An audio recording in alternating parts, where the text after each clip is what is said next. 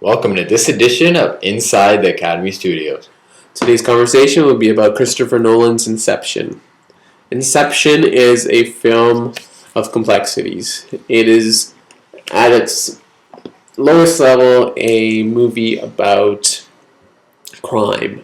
A movie about stealing ideas through dreams, implanting ideas in dreams and making them manifest. We have our main character, Cobb, played by Leonardo DiCaprio, who is sent on a journey with his team by Saito Ken Watanabe, an earlier target, to manifest a dream in a competitor in order to see his children one last time, and obviously a lot of other crazy stuff happens. Not crazy stuff, brilliant things happen.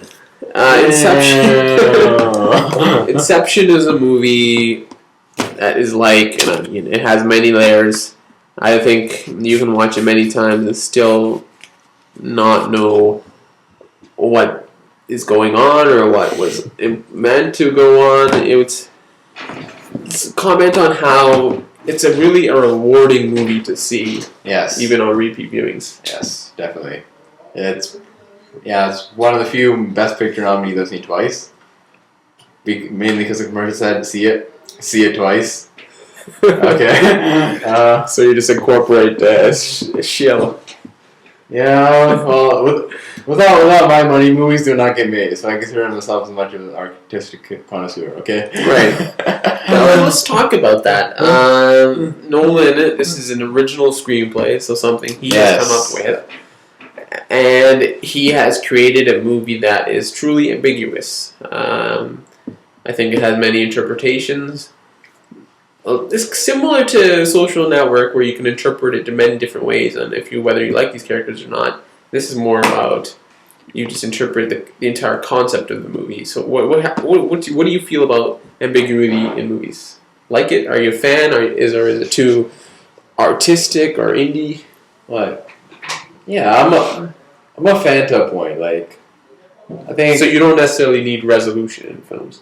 Yeah, like, because when a movie ends, I never think of it as that's it. You're never the character story is forever done, and anything else is like just irrelevant. Right. I just think of it as though this is just one part of just like this was movie, just like a slice. That's what I think of it. And Inception did handle ambiguity a bit differently. Like, it did give you an ending, but like the ending is ambiguous. Yeah, exactly. So I'm fine with it. I think I've seen some independent films or more art scene films where films are not tied up in a bow, right? This is not the 90-minute popcorn flick. It's a popcorn flick, but it's a popcorn flick that requires you to think and rethink things.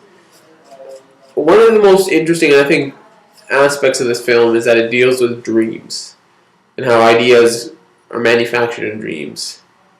I think everybody has their own vivid dreams that they feel that play out in real life, that they've experienced deja vu. So I think it was, on Nolan's part, a very juicy part of life, or not even life, or metaphysical life, or thought processes to delve into. So I wanted to say big ups for dealing with dreams. What do you think?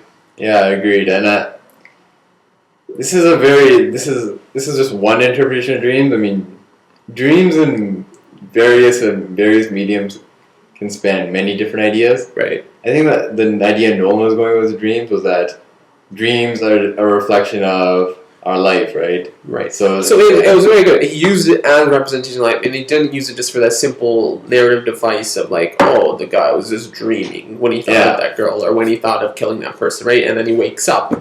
We don't know what's the dream, what's not the dream, right? And that it's obvious with Marion Cotillard's character, Cobb's wife, the character played by Leonardo DiCaprio, that she was so enveloped in these dreams that she didn't know what reality was. So she ended up, obviously, inflicting harm to herself because she just wanted to get out, said. Now, one of the more iconic things about this movie and how to decipher what's real and what's not real are the little totems Yeah, the totems. Yeah. totems, these constants that people use, and the ending obviously ends with one of these totems. I think so. That basically means the question next is, what are your thoughts about the ending? I thought the ending was It's been broken down everywhere, but what are your thoughts? Like, what do I think about Six months after you've seen the film? Yeah, I'm just gonna go with a cop answer. I think that was not a dream, Right. because you finally see the kids' faces, and that's a key point. Something you see them when in every other representation in the story they're never seen. They're only the Baxter scene, so you feel that this is something that's now modern day and has been fleshed in. Because otherwise, plus his father-in-law, you never see his father-in-law interact with him. Yeah, and you see him this time. So that was our chopped up interpretation of the ending. There were so many great aspects, but I think one that still stays with you is Hans Zimmer's soundtrack. That soundtrack, those little cues, because as a movie where they use musical cues to know that their time is up. Those, the really just the buildings collapsing onto each other, the dreams collapsing upon each other, plus the Edith Piaf French song we just played.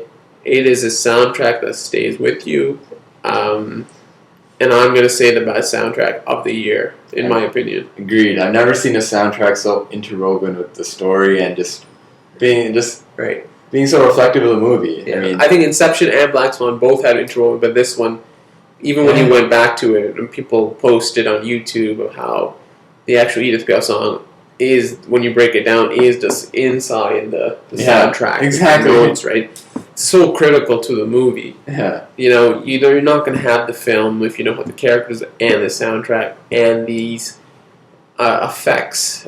Can you comment on the effects? And I thought they were seamless. I thought they were... Yes. You know, it's one of those movies where I think Nolan did it with Dark Knight too, with this... Yeah. You can't differentiate if it's real action or if it's just visual effects. Yeah, because you don't watch the movie and think, wow, those are great visual effects. You're just totally immersed in it. Like... Right. So that's even without 3D, which Nolan is obviously against. And obviously, if you do not have these effects, you cannot tell this massive story, these massive lands. Yeah. That either they're creating or have been created. Like that land, the one where Cobb and his wife built, it's just buildings upon buildings. It's pretty stunning to see. Let's talk about the characters and the actors who portray these characters. I like to throw this out because there's so many small integral parts, but who do you feel was the better supporting character? The one played by Joseph Gordon-Levitt is Arthur, Tom Hardy's Eames, or Marion Cotillard playing Moll, Cobb's wife. Who'd you prefer? I think I have to go with Marion Cotillard because she really, because her role was to display like a whole bunch of roles essentially, right? Like because she was just a projection essentially throughout most of the movie, right? Yeah. So she was I think she was really a reflection of Cobb's dreams, right? And then that's kind of Inception's idea of dreams, right? So that's why. Yeah. I think my favorite would be Joseph Gordon-Levitt. I think he does a really good job in this. It's like the quiet action leader. He's not the star, but he has a critical part in one of the dreams in the end. Yes, zero gravity fight sequence. Right. He's very quiet, and he's somebody who Tom Hardy and other characters try to abuse and use, but he's quite stoic and quite responsible and achieves a lot in the film. Let's talk about Cobb and specifically Leonardo DiCaprio. This was a big year for DiCaprio in these films. He made Cobb more than an action star. I think he made him somebody who felt vulnerable. You felt vulnerable for him. You saw him in various parts of dream state. So I think he does a good job. throughout the movie and really brings the best of what a Nolan movie can achieve. A good leading actor, a leading character, in a sense. Yeah, I mean, I can't really add anything to that right now, but So you don't disagree? yeah, I don't disagree. I'm right on, and my co-host agrees with me. Yes. Let's go on to Christopher Nolan, the man, the myth, the legend of Christopher Nolan. Is there anything negative to say him about at this point, or does he need to do a different kind of movie beyond this large scope action / But he's drama film? you could say he's on a string of that, but before that, a lot of movies were much smaller and Right, like Yeah. the first movie I remember, one of my favorite movies, I guess one of my highest rated movies of all time, Memento.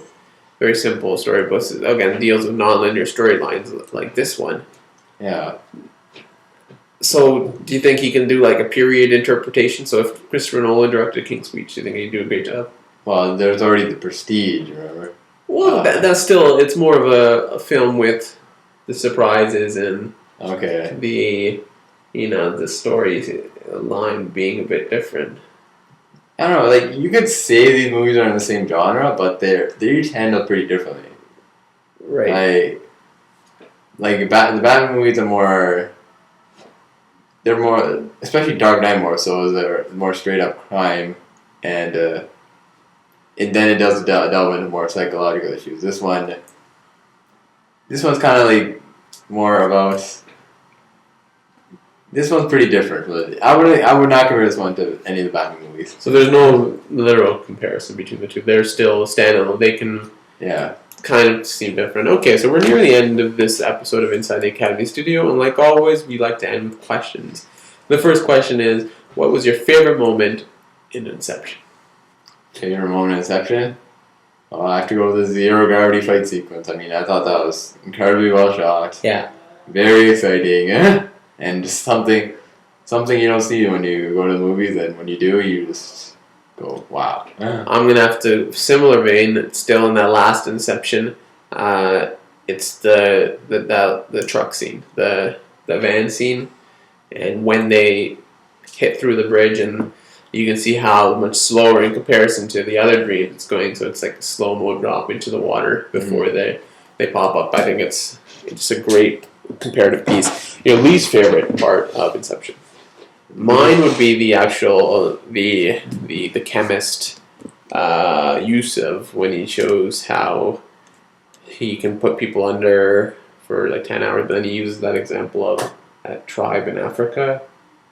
Okay. Yeah. It was just, I don't know, it kind of maybe abrupted the movie for me, and it was probably useful for the story, like building a character and showing more the broader effects, but I just felt out of place to me.